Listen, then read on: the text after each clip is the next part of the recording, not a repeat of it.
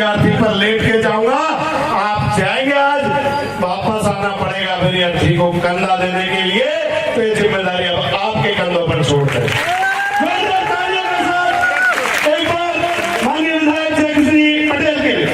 राम जी आप संघर्ष करो, हम तुम्हारे साथ हैं। राम जी आप संघर्ष करो, हम तुम्हारे साथ हैं।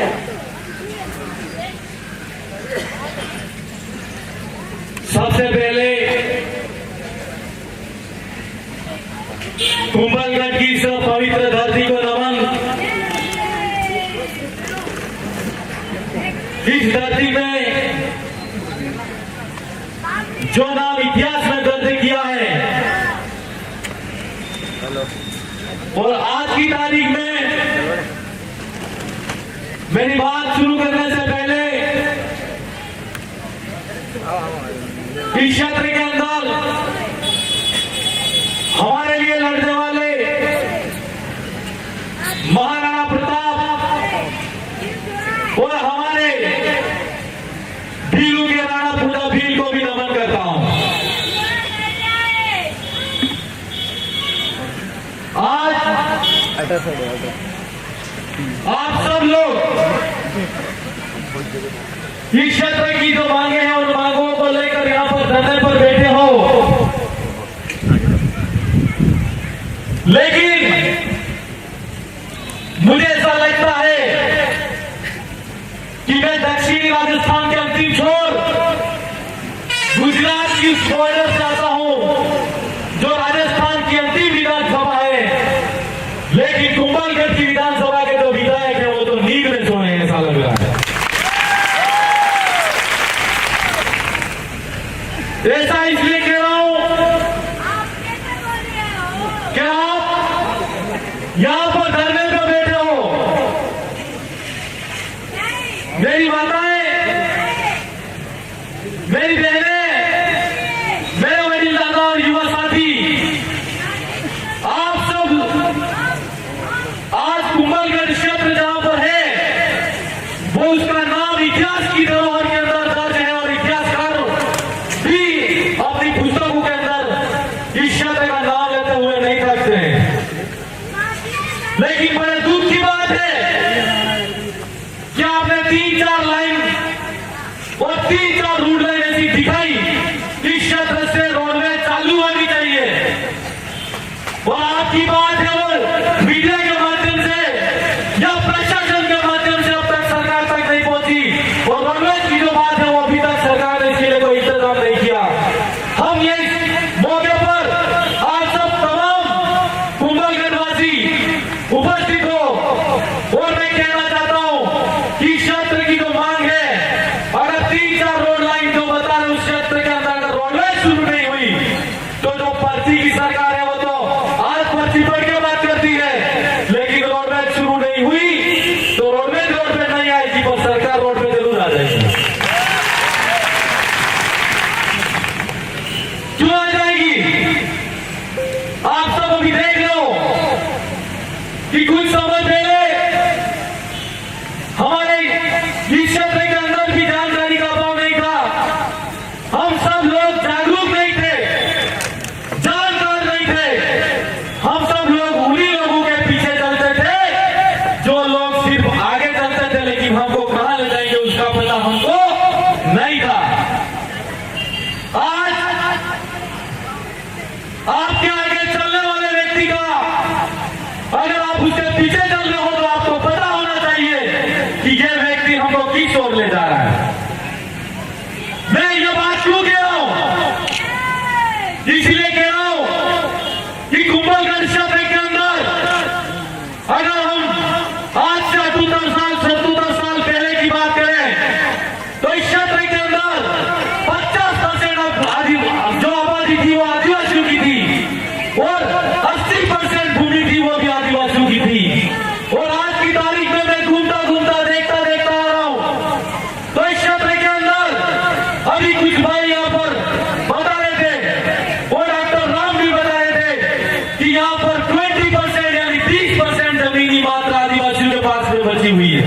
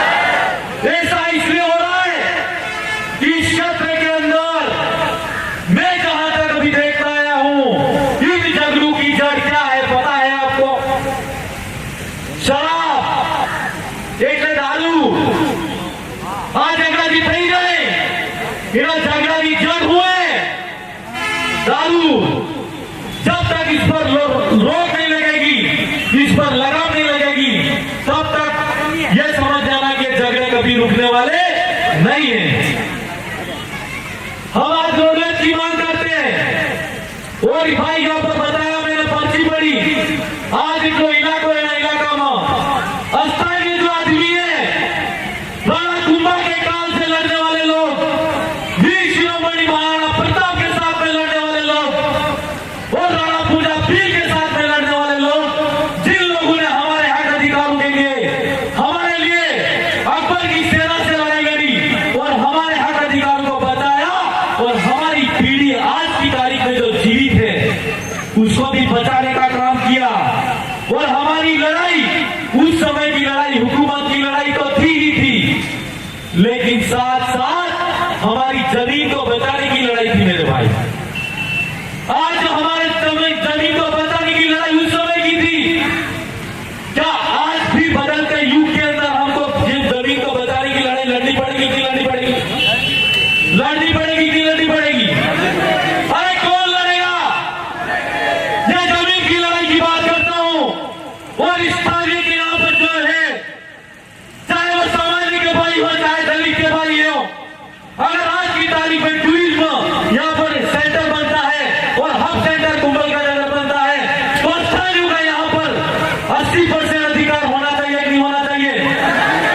आज होटल पे जितने कब्जे हैं, अगर होटलों का सरकार सर्वे करा के दिखा दे, मैं गारंटी के साथ दावे के साथ मैं कह सकता हूँ कि 50% से 60% जमीन यहाँ के स्थानीय से बाहर के लोगों की है और स्थानीय उसकी 20% होटलें होंगी जिन पे कब्जा होगा, जिनका धंधा होगा, लेकिन 60% जो होटलें हैं वो होटलें बाहरियों की है कि नहीं है? और उनके अंदर काम करने वाले लोग भी बाहरी हैं। मेरी सरकार से मांग रहेगी और मैं निश्चित तौर पर धरने पर आपके साथ में बैठना आया हूं और इस मौके पर कहना चाहता हूं कि मैं यहाँ पर जो होटलें हैं उन होटलों के अंदर और होटलें हैं उनके अंदर काम करने वाले लोगों की 80% हिस्सेदारी होटलों के अंदर होनी चाहिए। ये मांग में विधानसभा की सदन में उठाऊंगा। अभी हमारे गांधी भाई कह रहे थे कि ये राणा पूजा की जो मूर्ति है वो मूर्ति हम लोगों ने हमारे पैसों से लगाई है और साथ में राणा पूजा के साथ में जो मूर्ति है महाराणा प्रताप की।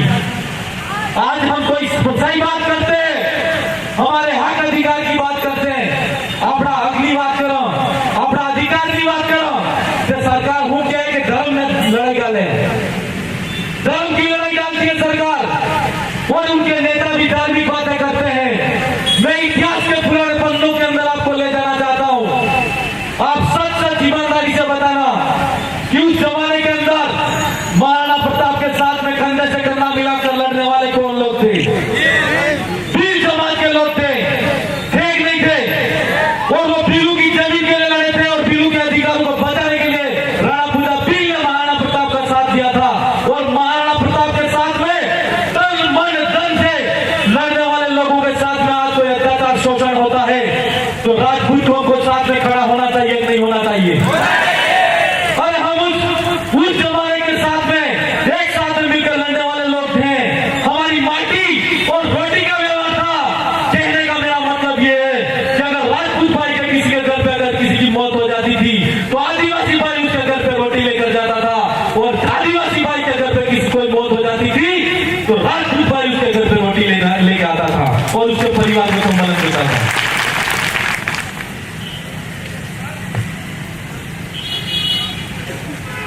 आज अगर सरकार बात करते हैं हम तो कहती है बड़े बड़े बिजनेसमैन उद्योगपति और स्मार्ट सिटी बनाने की बात करती है, लेकिन गरीबों की तरफ सरकार का कोई ध्यान नहीं है।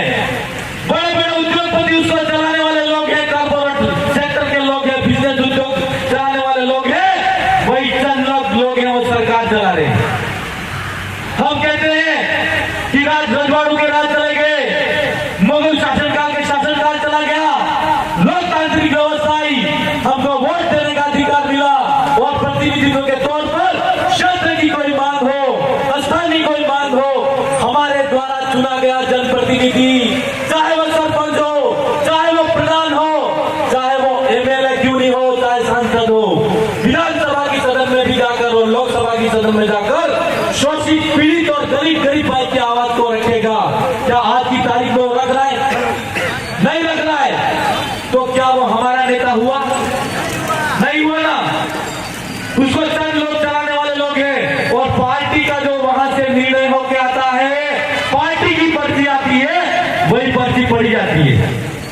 पार्टी की पर्ची अभी पर्ची पड़े, वो नेता वो सरकारें हैं। मैं इस माध्यम से यह कहना चाहता हूं कि अपने समाज में पहले बाप दादा वटा हुआ मोटा डुगरा इना जमाना में जाजम बड़ा गांव में पांग जरूर करता नहीं करता, पांगेड़ा करते थे नहीं करते थे, नहीं करते थे।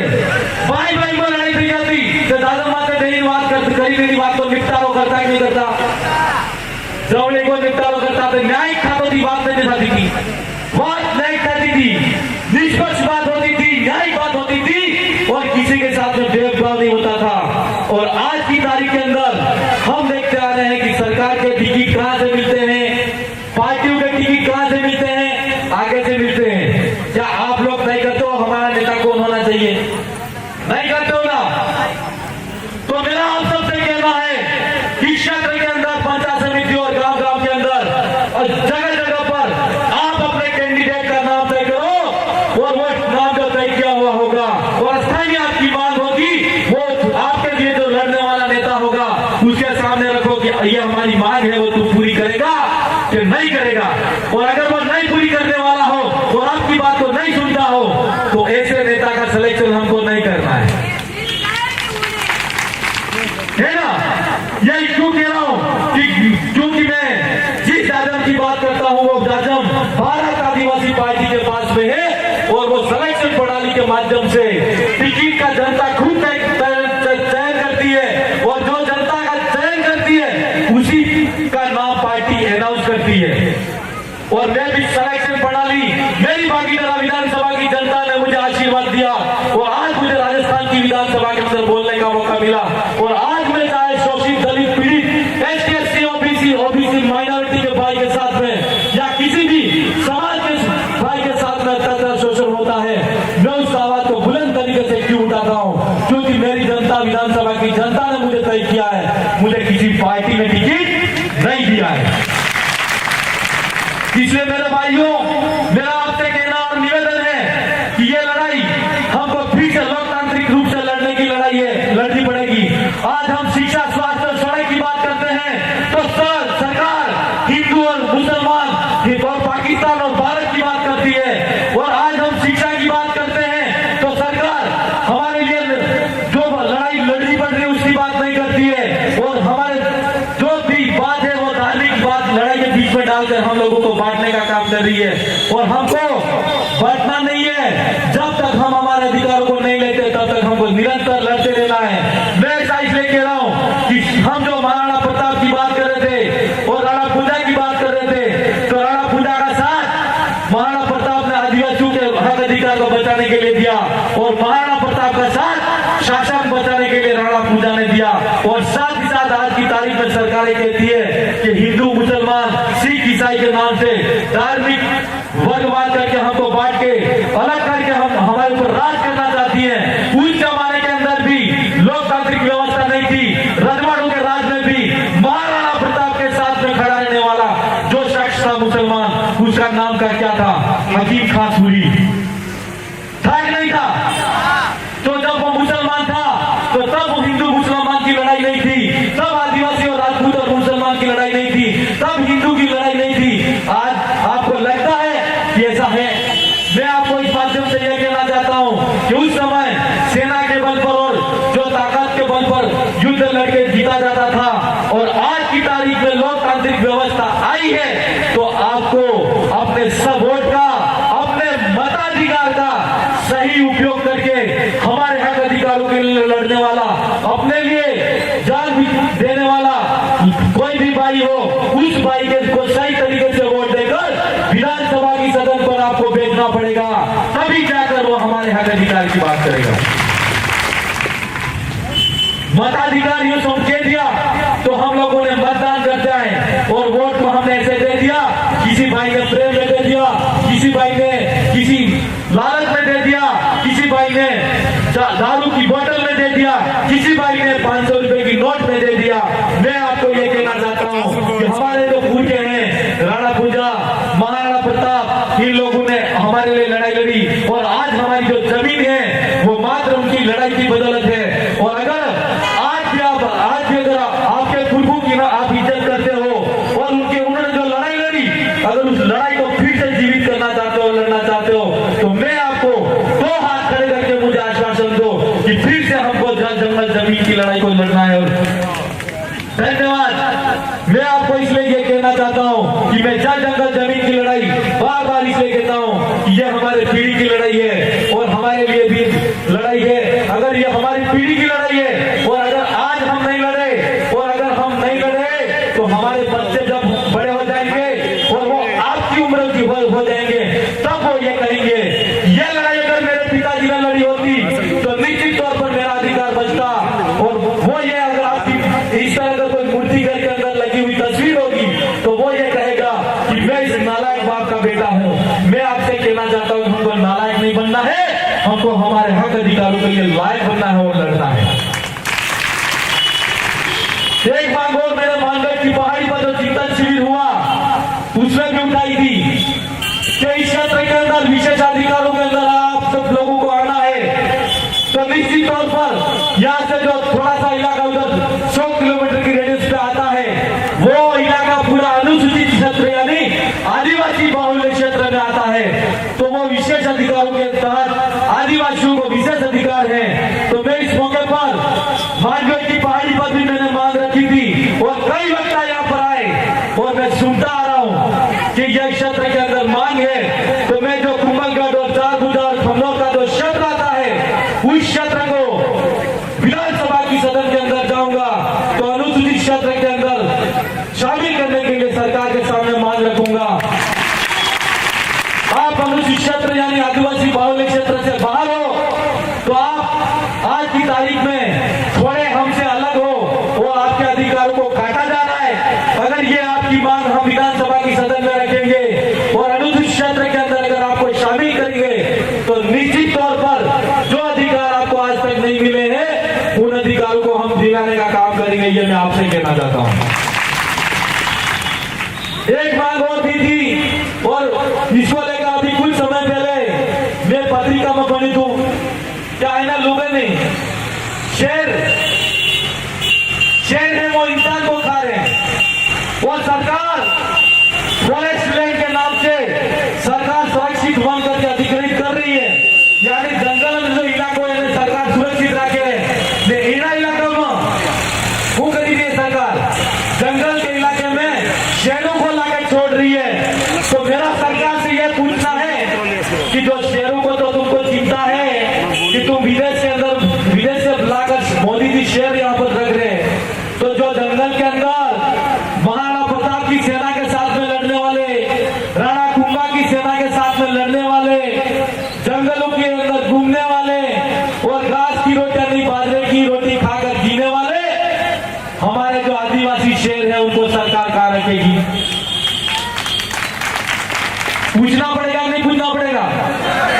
और अगर ये रिजर्व टाइगर रिजर्व के नाम से अगर सरकार वन इलाका है उसको सुरक्षित करती है तो उसके अंदर खाली आदिवासियों का नुकसान नहीं होगा, उसके अंदर हमारा ओबीसी के भाई का भी नुकसान होगा, राजपूत समुदाय के भाई का भी नुकसान होगा और साथ साथ यानी कहने का मतलब सर्व समाज का नुकसान है। क्या यह नुकसान हम उठा सकते हैं? नहीं उठा सकते।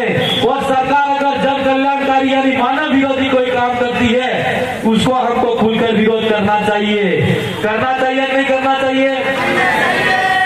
अबे अगर जंगल इलाका में बाघ लावी सरकार मिलेगा अगर इनको मनखन खाएगा तो वो शेर खाओ शेर एक मनखन इन थोड़ा होगा।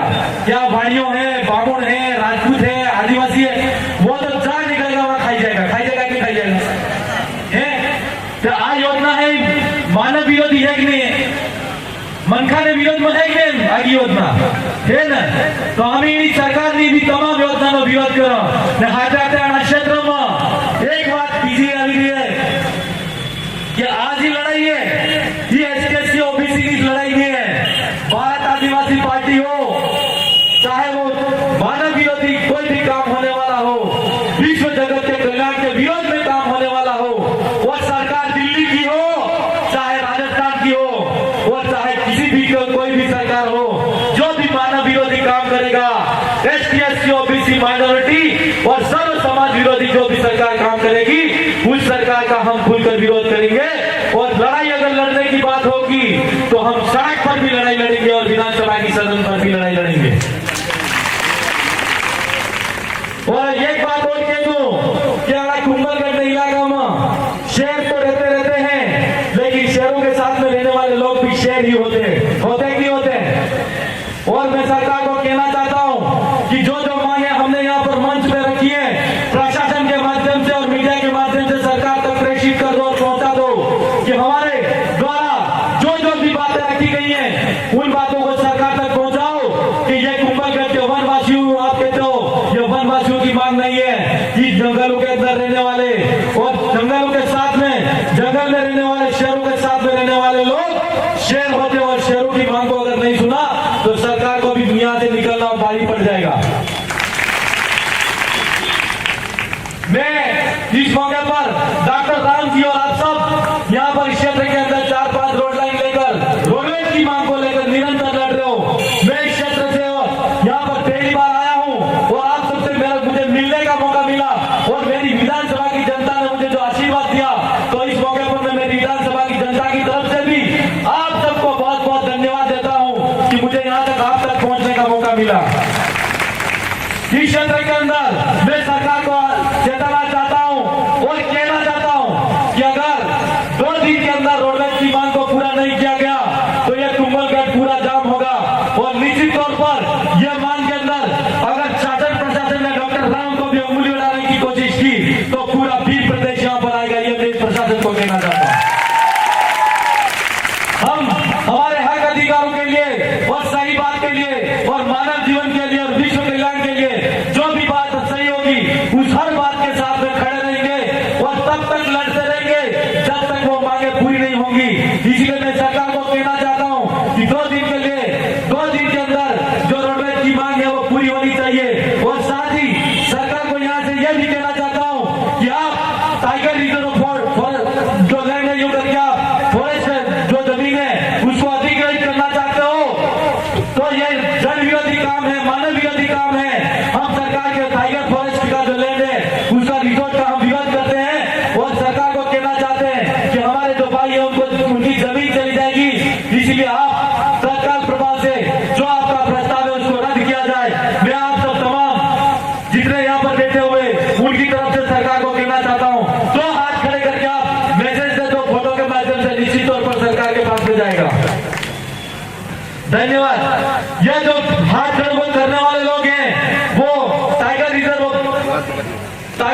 जो रद्द करने की बात कर रहे हैं, तो निश्चित तौर पर मैं इनका प्रतिनिधि होने के नाते और राजस्थान विधानसभा के असेंबली में बैठता हूं, तो मुझे जनता ने जो आशीर्वाद दिया है और आप तक यहाँ लाया गया मुझे और कहा तो मैं आपके निवेदन से यहाँ पर आया, तो निश्चित तौर पर आपकी मांग को सरकार के सामने रखूंगा। आप सब किसी बात के लिए डरना मत, अकेले हैं यूं समझना मत। आज की तारीख में जो विचारधारा और जिस विचारधारा के साथ में जितनी जन जागरूकता आपके पास में आई है, पहुंची है, तो निश्चित तौर पर अगर एक भी किसी भाई के साथ में कुछ भी गलत हुआ, अत्याचार शोषण हुआ, तो हम पूरे भीड़ प्रदेश को यहाँ पर लाके खड़ा कर देंगे। इसलिए मैं आपको कहना चाहता हूँ कि लड़ना है और तब तक लड़ना है जब तक हमारे अधिकार हमको नहीं मिल जाते हैं। मैं अंत में ज्यादा कुछ नहीं कहते हुए मैं आपसे 2 लाइन कह के मेरी बात को समाप्त करूंगा।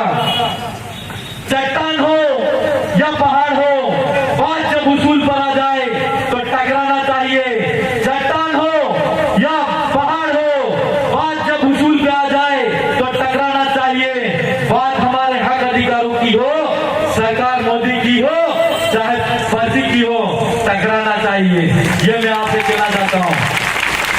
इसलिए जो भी हम लोग हमारे संवैधानिक अधिकार के दायरे के अंदर लेकर हम मांग करेंगे और यहाँ पर डॉक्टर राम आपके साथ में संघर्षशील है और पूरी टीम जो इस तरह यहाँ पर बैठी हुई है, हमको तब तक लड़ना है जब तक मांगे पूरी नहीं हो। और निश्चित तौर पर मुझे पूरा पड़ेगी, इसलिए आपको डरना नहीं है। ठीक है, आप सब ने यहाँ पर इतने लंबे समय से हमारा इंतजार किया और भी बैठे रहोगे रात भर। कांति दादा यहाँ पर बैठे हैं और भी आपके कई वक्तागण होंगे।